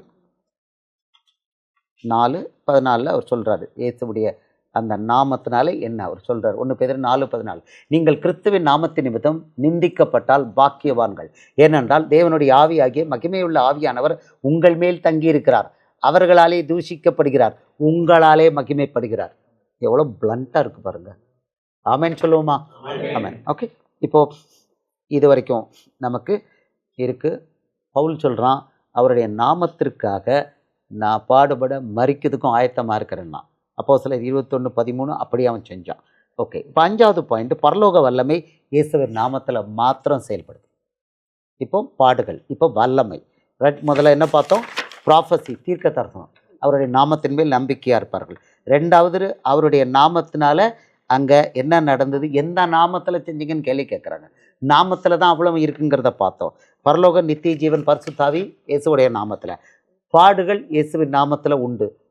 யெகோவா நாமத்தில் இது எதுவுமே கிடையாது. இது எவ்வளோ யெகோவா நாமத்துக்கு கிடையவே கிடையாது. இப்போ பரலோக வல்லமை இயேசுவின் நாமத்தில் மட்டும்தான். யெகோவாங்கிற பேர் சொன்னால் என்ன பேய்? யெகோவா நாமத்திலே பேய் போனால் என்ன செய்யும்? ஒரே அடி அடிச்சிடும். பாப்பா உடனே கண்ணை சொல்லிக்கிறான். ஆஸ்பத்திரிக்கு போயிருந்தேன் ஒரு 4-5 நாளைக்கு முன்னால். ஒரு பையனை, வாலிப பையன் ராஜேந்திரன் பேர், ஒரு வாலிப பையன் 21 வயசு பையன். அவன் கையில் கட்டு போட்டிருந்தது. அவன் மனைவியை பார்த்து இப்படி குத்திக்கிட்டே, அவள் ப்ரெக்னென்ட் பிள்ளை, 19 வயசு அவளுக்கு. அவன் இப்படி காமிச்சிக்கிட்டே இருந்தான், ஒரு மாதிரி பண்ணிக்கிட்டு இருந்தான். இது என்ன ஆடாக இருக்குது? பக்கத்தில் பேஷண்ட்டுக்கு வந்து அட்டெண்டர் அவனை பார்க்க வந்திருக்கான். அவனு ஒரு பையனுக்கு லிவர் ஃபெயிலியர், 21 வயசு, 2 பேரும் ஃப்ரெண்ட்ஸு. இவர் 21 வயசு வந்திருக்கிறாரு. கையில் அந்த சூசைட் கட் இருக்கு. நீ கையை லவ் பண்ணுறேன்னு சொல்லி கையை கட் பண்ணியா? ஆமாம். அறிக்கை பண்ணல. உனக்கு பிடதியில் வலி இருக்கு? ஆமாம். 2 வருஷம் இருக்குது. மாதம் 600 ரூபாய்க்கு நான் மெடிசன் வாங்கி சாப்பிட்றேன், வலி தான் போக மாட்டேக்கு. நான் இப்போ ஏசப்பா நாமத்தில் கிளியர் பண்ணிட்டேன். ஓ எஸ் அப்படின்னா சேர்ஃபுல்லாக அறிக்கையிட்டான். அறிக்கையிட்ட பிறகு ஏசப்பா நாமத்தில் போய் பேசுனா இப்படி பண்ணுறான். அவன் நல்ல ஆள், வெல் பில்ட்டு. அப்படிங்களா? அதாவது அட்டிக்கணும், ஒன்றே அட்டிக்கணும் அப்படின்னு, அது கொலகாராவி அப்படிங்குது. ஆனால் சத்தம் கட்டாமல் இப்படியே செய்து போபிசாதன்னா அப்படியே சைலண்ட்டாக போயிட்டு வாலி போயிட்டு இது பண்ணிகிட்டே இருக்கும்போது டக்கம் பொண்டாட்டி இவ்வளோ நேரம் குத்துன்னு இப்படி பண்ணிக்கிட்டு இருந்தான். அவளை டக்குன்னு இழுத்து கை பிடிச்சிக்கிட்டான். பேய் ஓடி போயிட்டு, இந்த மூர்க்க பேய் ஓடி போயிட்டு. அப்போ பின்னாலேருந்து அவங்க சொந்தக்கார ஒரு அம்மா, கட்டட சபை அம்மா, இவர் கள்ள ஊழியக்காரர், சர்ச்சு போக வேண்டான்னு சொல்கிறாரு.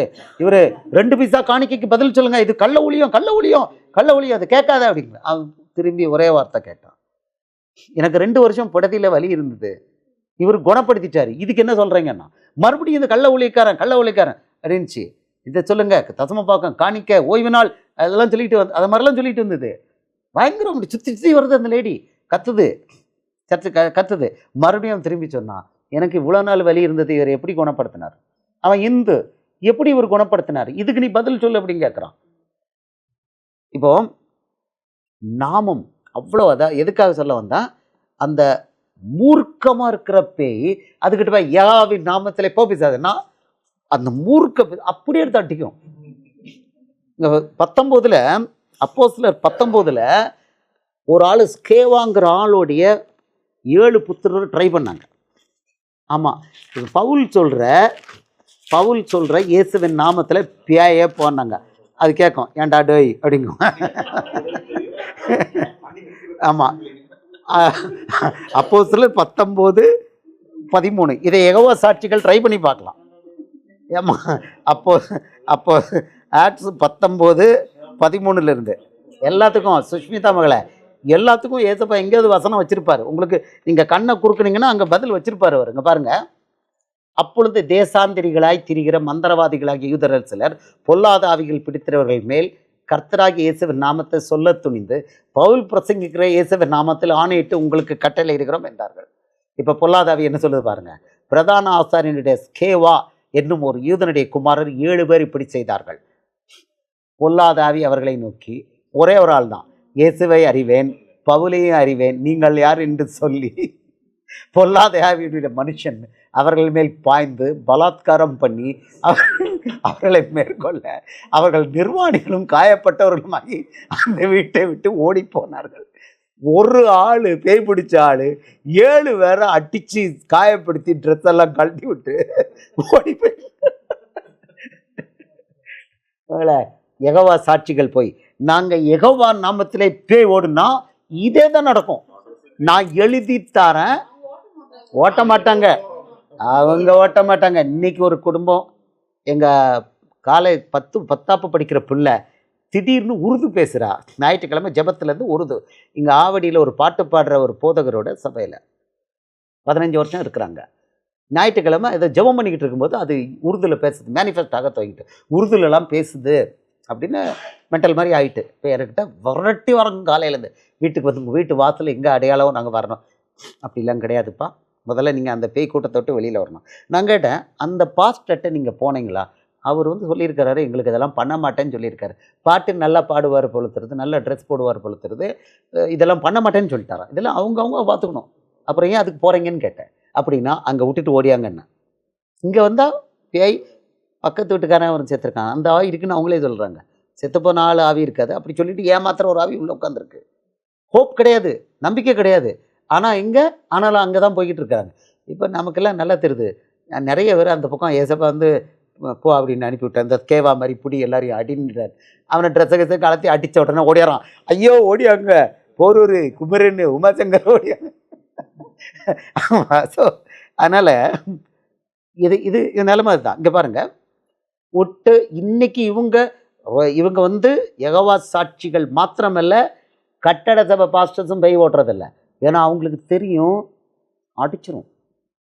நீங்கள் பேய் ஓட்டும் போது நீங்களும் நானும் சாலிடாக நிற்கிறோம், அதை பற்றி கவலைப்பட மாட்டோம் அப்படின்னா அவங்களுக்கு கண் அப்படின்னுச்சு. நம்ம சிரித்தோம் எல்லாரும். நான் காளி அப்படின்னாங்க. என்னம்மா சரலாம் ஞாபகம் இருக்கா? வீடியோவில் இருக்கு. நீ காளி, அவ்வளோதான். ஒரே வருஷம் ஒரே வந்து நீ காளி. நம்ம யார்கிட்ட ஒப்படைச்ச கிடைச்சல அப்படின்னு ஒன்று. கொஞ்சம் இருங்க, இங்கே வாங்க சிஸ்டர் சுஜாதா, ரெண்டு லேடிஸ், அவங்க எங்கே எலிசபெத், நீங்கள் அதை விரட்டி விடுங்க, அவ்வளோதான். இதெல்லாம் ஆம்பளையில் வச்சு விரட்ட வேண்டாம். ஆமாம், நீ காளி, அவ்வளோதான் அவர் சொன்ன மாதிரி. அப்போது நமக்கு என்ன நாமம் இருக்குது? இயேசுவங்க நாமம்.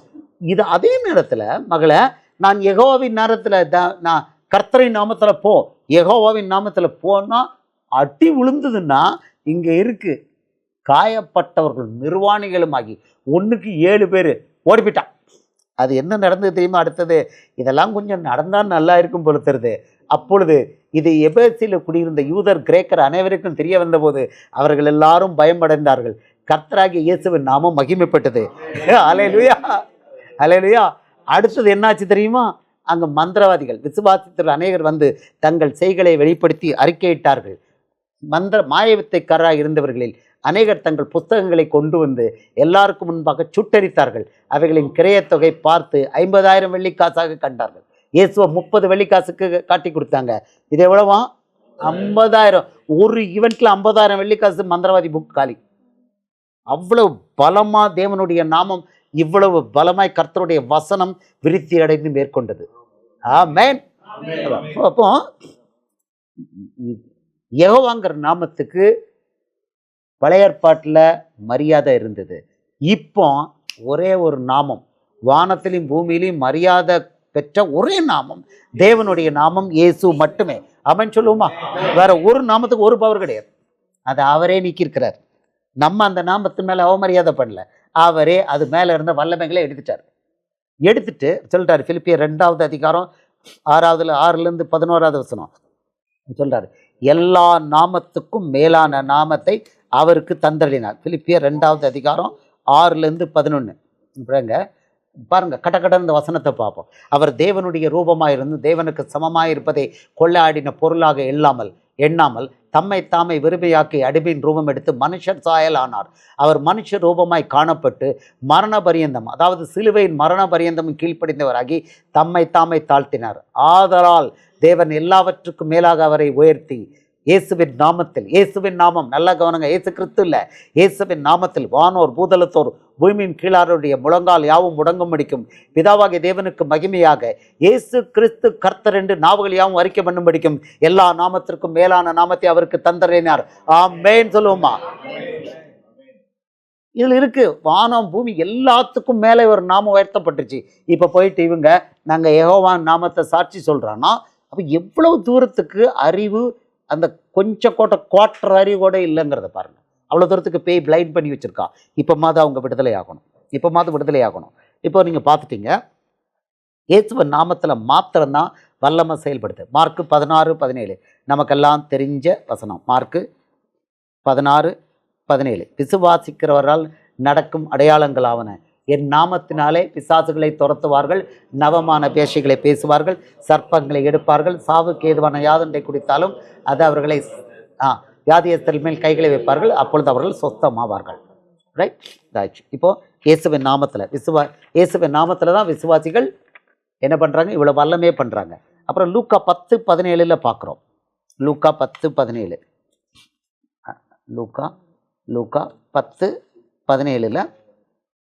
பார்க்குறோம். அவங்க எல்லாரும் வந்துட்டு சொல்கிறாங்க, ஆண்டவரே, பின்பு அந்த 70 பேரும் சந்தோஷத்தடி திரும்பி வந்து, ஆண்டவரே உம்முடைய நாமத்தினாலே பிசாசுகள் எங்களுக்கு கீழ்ப்படுகிறதே என்றார்கள். பிசாசு யாருடைய நாமத்துக்கு? இயேசுவோட நாமத்துக்கு தான் கீழ்ப்படிது. உங்களுக்கு ஏற்கனவே சொல்லிக் கொடுத்தோம். மார்க் 9:38, லூக்கா 9:49 சொல்லிக் கொடுத்தோம். அவங்க சொன்னாங்க, ஆண்டவரே உமது நாமத்தில் ஒருத்தன் பேய்களை ஓட்டிக்கிட்டு இருந்தான், நாங்கள் தடுத்தோம் அப்படிங்கிறாரு. அவங்க சொல்கிறார், ஏசப்பா சொல்கிறாரு, அவனை தடுக்க வேண்டாம், என் நாமத்தினாலே அற்புதம் செய்கிறவன் எளிதாய் என்னை குறித்து தீங்கு சொல்ல மாட்டான். 38 தான் சொல்கிறாரு, ஆண்டவரே உமது நாமத்தினாலே ஒருத்தன் பிசாசுகளை துரத்துக்கிறதே கண்டோம். இயேசுவின் நாமத்தில் தான் பிசாசுகள் அன்னைக்கே ஓடிச்சு. ஆமாம். அடுத்தது அப்போஸ்தலர் 3:6. இப்போ தான் இங்கே பார்க்குறோம் ஃபஸ்ட்டு அற்புதம். அப்போஸ்தலர் 3:6 நாசரேயனாகிய இயேசுவின் நாமத்தில் எழுந்து நடனாங்க. வெள்ளியும் பொன்னும் என்கிட்ட எங்கள்கிட்ட இல்லை. அப்பொழுது பேதுரு, வெள்ளியும் பொன்னும் என்னிடத்தில் இல்லை, என்னிடத்தில் உள்ளதை உனக்கு தருகிறேன், நாசரேயனாகிய இயேசு கிறிஸ்துவின் நாமத்திலே நீ எழுந்து நட என்று சொல்லி அவன் வலது கையினால் அவனை பிடித்து தூக்கி விட்டான். உடனே அவனுடைய கால்களும் கரடுகளும் பலன் கொண்டது. அவன் குதித்தெழுந்து நின்று நடந்து குதித்து தேவனை துதித்து கொண்டு அவர்களுடனே கூட தேவாலயத்துக்குள் பிரவேசித்தான். ஆமென். ஸோ இதான் இயேசுவின் நாமத்தில் அது நடந்தது. அப்போஸ்தலர் 3:16 அவன் சொல்கிறான்.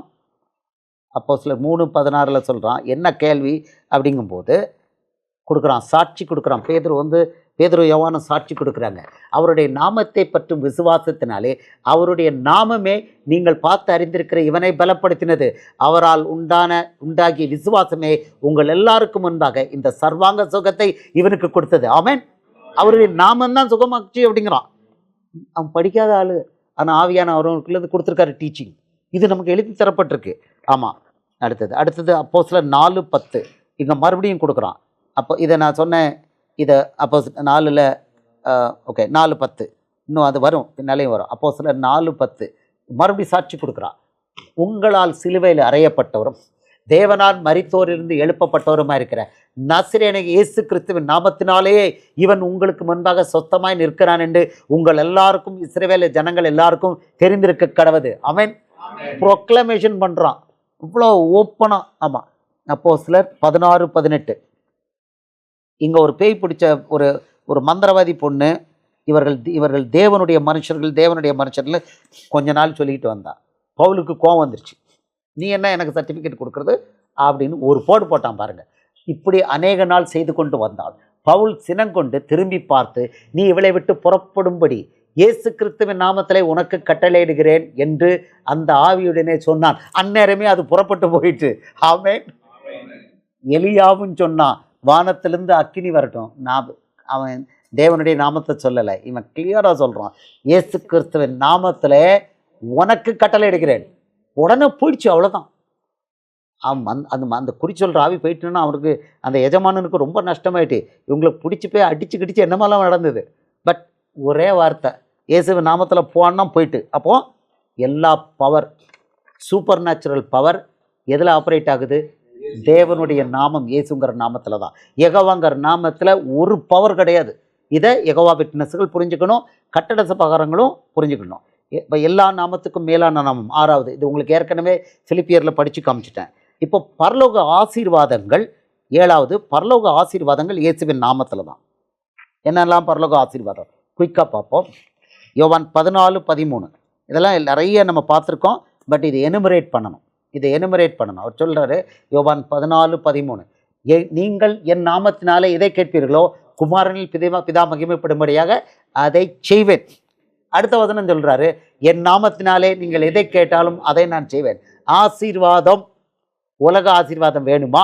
இயேசுவின் நாமத்தில், யெகோவா தேவன் நாமத்தில். கர்த்தர்னு சொன்னால் ஒன்றும் நடக்காது, ஆண்டவன் சொன்னால் ஒன்றும் நடக்காது. இயேசுவின் நாமத்தில் தான் ஆசீர்வாதம்.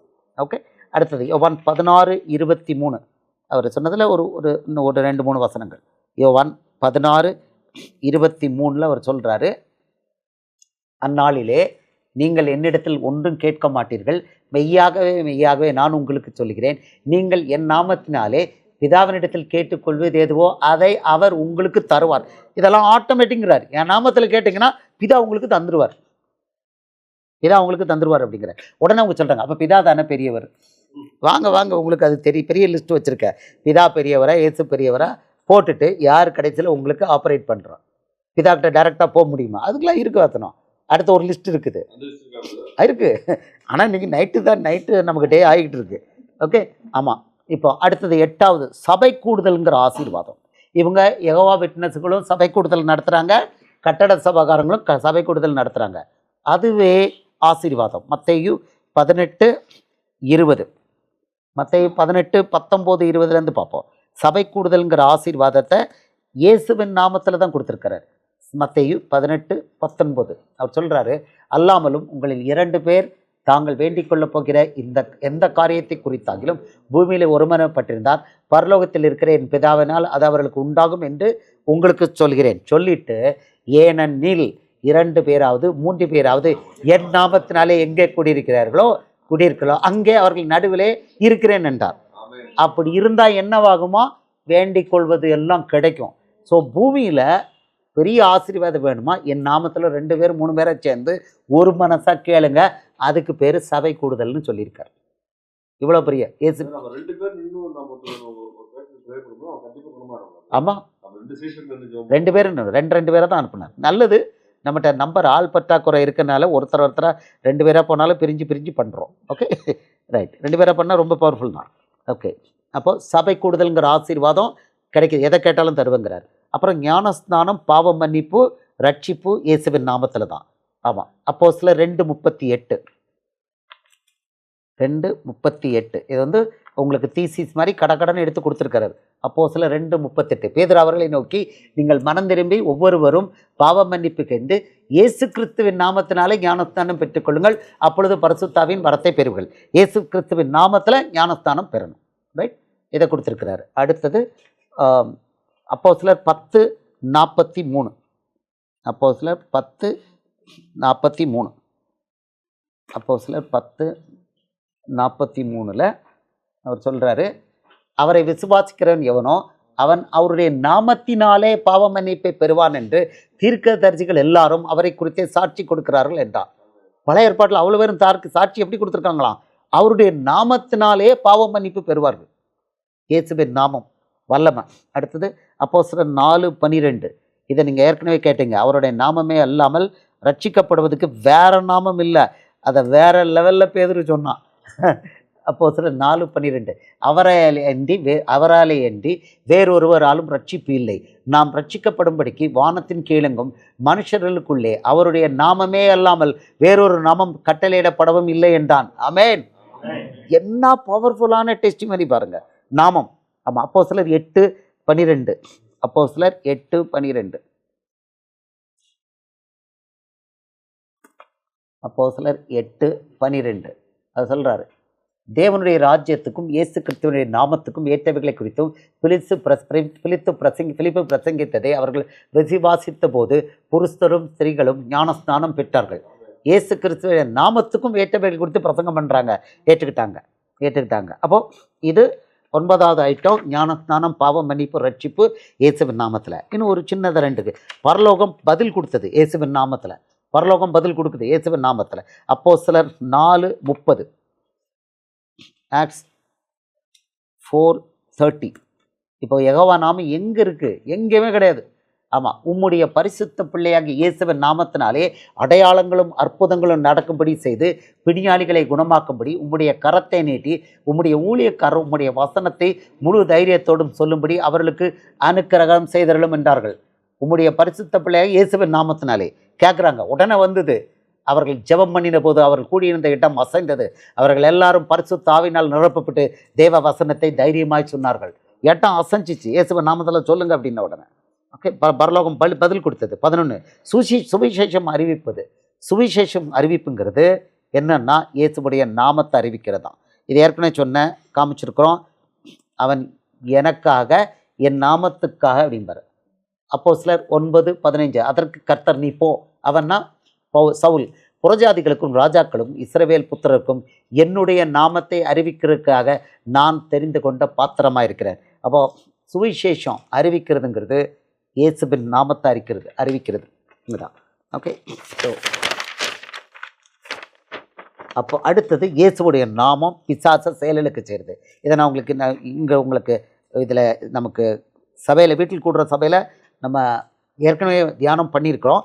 யெகோவா விட்னஸ்காரங்களுக்கும் கட்டட சபைக்காரங்களே தெரியும். தெரியணும். அப்போஸ்தலர் 4:17, அப்போஸ்தலர் 4:17 அவங்க கேட்குறாங்க பிசாசு, ஆகிலும் இது அதிகமாய் ஜனத்துக்குள்ளே பரம்பாதபடிக்கு இது முதல் ஒருவரோடும் இந்த நாமத்தை குறித்து பேசக்கூடாது என்று அவர்களை உறுதியாய் பயமுறுத்த வேண்டும் என்று சொல்லிக்கொண்டு என்ன சொல்கிறாங்களோ இன்ஸ்ட்ரக்ஷன் கொடுக்காங்க. அவர்களை அழைத்து, யாருன்னா அப்போஸ்தலர்களை அழைத்து இயேசுவின் நாமத்தை குறித்து எவ்வளவும் பேசவும் போதிக்கவும் கூடாது என்று அவர்களுக்கு கட்டளையிட்டார்கள். பிசாசு பேதலிச்சு போகுது. எதில்? ஒன்று தான், இயேசுவின் நாமத்தை அறிவிக்கும் போது. இது நமக்கு தெளிவாக வந்திருக்கு. யெகோவா நாமம் இல்லை, வெறும் கர்த்தர்னு சொன்னால் கிடையாது, ஆண்டவர்னு சொன்னால் கிடையாது. ஓகே, அடுத்தது அப்போஸ்தலர் 5:28, அப்போஸ்தலர் 5:28 சொல்கிறாரு. இப்போ மறுபடியும் அதே கூட்டம், நீங்கள் அந்த நாமத்தை குறித்து போதகம் பண்ணக்கூடாது என்று நாங்கள் உங்களுக்கு உறுதியாய் கட்டளையிடவில்லையா? அப்படி இருந்தும் இதோ எருசலேமை உங்கள் போதகத்தினாலே நிரப்பி அந்த மனுஷனுடைய இரத்தப்பழியை எங்கள் மேல் சுமத்த வேண்டும் இருக்கிறீர்கள் என்று சொன்னான். ஆமாம், இதுக்கு பிறகு அப்புறம் 40வது வசனத்தில் என்ன சொல்கிறாங்கன்னா, இயேசுவின் நாமத்தை குறித்து எந்த அளவுக்கும் சொல்லக்கூடாது அப்படிங்கிறாங்க. 40வது வசனம், அப்பொழுது அவர்கள் அவனுடைய யோசனைக்கு உடன்பட்டு அப்போஸ்தலரை வரவழைத்து அடித்து இயேசுவின் நாமத்தை குறித்து பேசக்கூடாது என்று கட்டளையிட்டு அவர்களை விடுதலை ஆக்கினார்கள். அவன் ஒரே கமாண்டு, நீ என்னனாலும் பண்ணிக்கோ, அற்புதங்களெல்லாம் பண்ணிக்கோ, நாங்கள் ஒன்றும் சொல்லலை, இயேசுவின் நாமத்தை சொல்லாமல் பண்ணணும். அப்போ எதில் பவர் இருக்குது? இப்போ நாமம் எவ்வளோ இம்பார்ட்டன்ட்ங்கிறத பார்த்துக்கிட்டு வரோம். இந்த நாமத்தை தான் அவங்க இழந்துருக்கிறாங்க. இந்த நாமம் எதுக்கு கொடுக்கப்பட்டிருக்குங்கிற வரிசையாக பார்க்குறோம். இயேசுவின் அவ்வளோமே அதில் தான் இருக்குது. ஆமாம், அதில் அப்படி தான் இருக்குது. ஆமாம், அப்போஸ்தலர் என்ன செஞ்சாங்க? அந்த நாமத்துக்காக தாங்கள் அவமானப்பட்டதுக்காக சந்தோஷப்பட்டாங்க. அவருடைய நாமத்துக்காக தாங்கள் அவமானம் அடைவதற்கு பாத்திரராக எண்ணப்பட்டபடினால் சந்தோஷமாய் ஆலோசனை சங்கத்தை விட்டு புறப்பட்டு போய் தினந்தோறும் தேவாலயத்திலேயும் வீடுகளிலேயும் இடைவிடாமல் உபதேசம் பண்ணி இயேசுவே கிறிஸ்துவென்று பிரசங்கித்தார்கள். ஆமென் சொல்லுவா. இதுதான் ஆவி. ஓகே, ஆமாம். ஸோ இது நமக்கு தெரிஞ்சிருச்சு. இப்போ கொரிந்து சபையில் ஆமாம், இப்போது இந்த சொற்களுக்கு நாமங்களுக்கு நான் உங்களுக்கு சொல்லி கொடுத்துட்டேன். அது ஏற்கனவே சொற்களுக்கு கல்லியோங்கிற இது சொற்களுக்கு நாமங்களுக்கு இது போங்கடா, நீங்களே பார்த்துக்கோங்க. கண்டெஸ்ட் சொற்களுக்கும் நாமங்களுக்கும் நாமத்தை தான் கண்டெஸ்ட் பண்ணாங்க. இப்போ எதை செய்யாலும் இயேசுவின் நாமத்தில் செய்யணும் அப்படின்னு சொல்லி நமக்கு அப்போஸ்தலர்கள் வழியாக ஏசப்பா அறிவுரை கொடுத்துருக்கிறார். கொலோசியர் 3:17, எதை செஞ்சாலும் இயேசுவின் நாமத்தில் செய்யணும். அப்போ பிதாவும் இயேசுவும் ஒருவர் தான். ஆமாம், பிதாவே இயேசுவேன்னு சொல்லலாம். கொலோசியர் 3:17, வார்த்தையினாலாவது கிரியையினாலாவது நீங்கள் எதை செய்தாலும் அதையெல்லாம் கர்த்தராகிய இயேசுவின் நாமத்திலே செய்து அவர் முன்னிலையாக பிதாவாகிய தேவனை ஸ்தோத்திரியுங்கள். ஆமென் சொல்லுவோமா? அவர் முன்னிலையில் பண்ணணும். இப்போ இதெல்லாம் இன்ஸ்ட்ரக்ஷன். இப்போ யெகோவா எங்கேயாவது வராங்களா? எபேசியர் 5:20. எபேசியர் 5:20. 5:20. நம்முடைய கர்த்தராகிய இயேசு கிறிஸ்துவின் நாமத்தினாலே எப்பொழுதும் எல்லாவற்றிற்காகவும் பிதாவாகிய தேவனை ஸ்தோத்திரித்து. நம்ம யாரை ஸ்தோத்திரிக்கிறோம்? பிதாவாகிய தேவனை ஸ்தோத்திரிக்கிறோம். எப்படி? யார் மூலமாக? கர்த்தராகிய இயேசுவின் நாமத்தினாலே. இவர் நாமத்தை நம்ம ஸ்தோத்திரிக்கும் போது யாரை ஸ்தோத்திரிக்கும்?